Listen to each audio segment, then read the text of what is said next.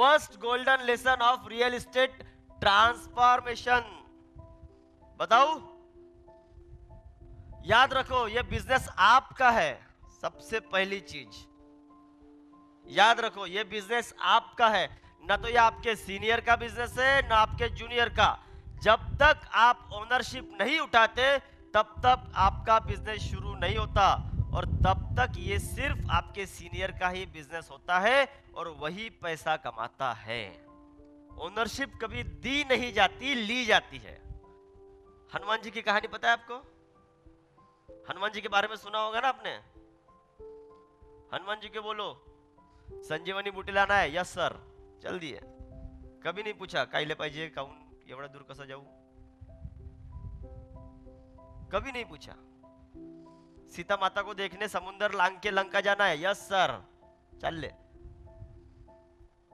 मधात टोल नाका आहे, पैसे द्या, पेट्रोल लागते, डिझेल लागते, अजिबात नाही। बालीले कोणाला तरी मारायचं आहे, चालले। तू माझ्यापेक्षा ताकदवर आहे असा विचार बिलकुल नाही।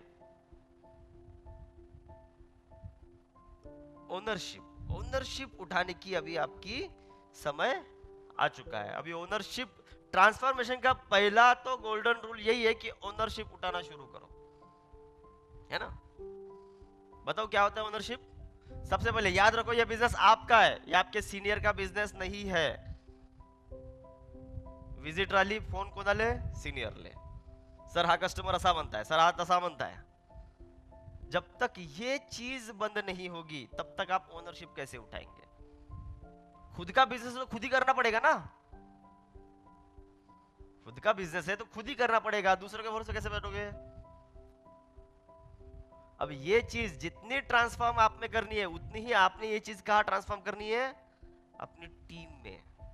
इंडक्शन के द्वारा, पॉकेट मीटिंग के द्वारा, वीकली मीटिंग के द्वारा, ये भी आपने करना है सारी चीजें। चलो आगे बढ़ते हैं। ओनरशिप की ये एक आपको मैं कहानी सुनाता हूं। ब्रिटिश रेलवे है ये। एक बार की बात है, जो डेव एंडरसन करके बंदा था, वो इन लोगों में था। ये जो रेलवे वर्कर्स है ना, इन लोगों में, ये लोग रेलवे का काम कर रहे थे। उधर से ट्रेन आई, ट्रेन आते ही सब लोग बाहर हट गए, पटरी से बाहर हट गए, लेकिन ट्रेन रुक गई। और वो ट्रेन रुकी, वहां से निकले जिम मर्फी, और उसने डेव को आवाज दी, डेव कम हियर। और वो डेव गया अंदर, ट्रेन के अंदर जो बोगी थी वहां पे, और लगभग आधा घंटा वो वहीं पे बैठ के रहा। बाकी सब लोग परेशान थे, बोले यार ये अंदर गया, आधा घंटा ट्रेन रुक के है, परेशान थे। उस वक्त वो जमाना नहीं था कि टाइम से बिल्कुल ट्रेन छोड़ना ही है ना। सिग्नल वाला कुछ ये नहीं था, वायरलेस वाला कुछ नहीं था। वो सिंगल पटरी के लिए सिंगल ट्रेन चलती थी, ऐसा जमाना था उस वक्त। तो वो जमाने में वो आधा घंटा ट्रेन रुकी रही, 1 घंटा ट्रेन रुकी रही। ये लोग थोड़ा सा चकरा गए। अमूमन तो ऐसा होता नहीं है कि 1-1 घंटा एक जगह पे ट्रेन रुक जाए, है ना। कुछ उस वक्त भी कुछ टाइम लाइन थी शायद, कि कम से कम 1 घंटे में वो ट्रेन निकल जाना चाहिए, तभी दूसरी ट्रेन आती है ना। फिर भी वेट करते रहे, इनके पास कोई दूसरा ऑप्शन नहीं था। 1 घंटे बाद डेव रिटर्न आता है, 1 घंटे बाद डेव वापस आता है।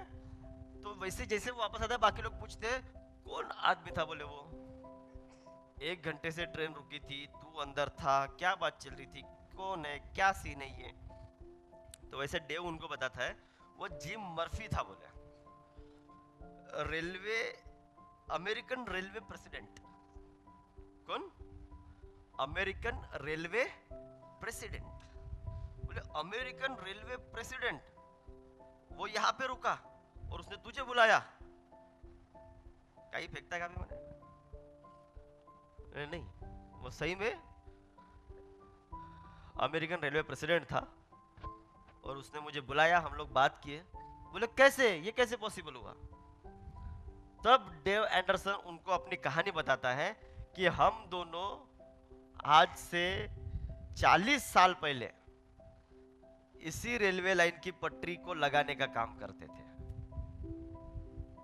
हम दोनों आज से 40 साल पहले इसी रेलवे लाइन के प्रोजेक्ट पे काम करते थे, पटरियां लगाने का।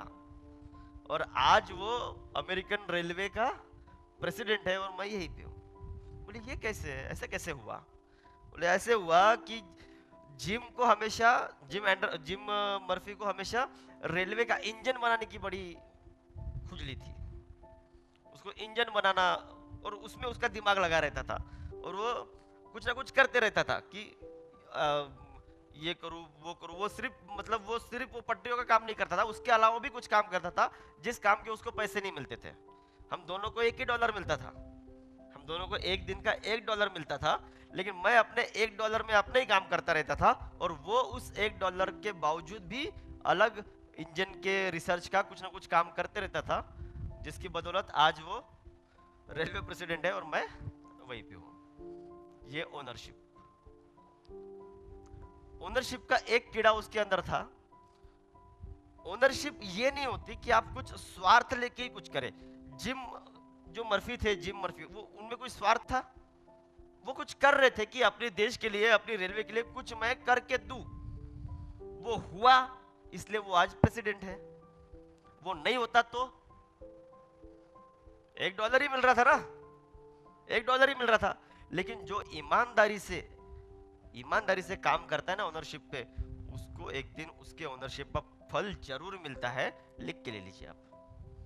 वो करता था, उसको $1 मिल रहा था। कोई देख भी रहा होगा ना, अरे यार ये एक्स्ट्रा वर्क करता है, एक्स्ट्रा काम करता है, इसको कुछ एक्स्ट्रा देना चाहिए। अभी ऐसा होता ही नहीं है कभी। कोई कितना भी एक्स्ट्रा काम करे, कुछ भी करे, उसको एक्स्ट्रा कुछ मिलता नहीं।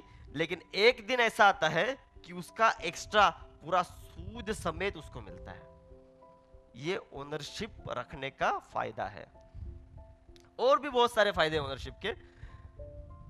ओनरशिप के 9 sign that show that you have taken a full ownership. अगर ये 9 साइन, ये 9 काम अगर आप कर रहे हो, तो आप पूरी तरह से ओनरशिप लेकर के इस बिजनेस में काम कर रहे हो, ये प्रूफ हो जाएगा। अगर ये 9 काम आप कर रहे हो तो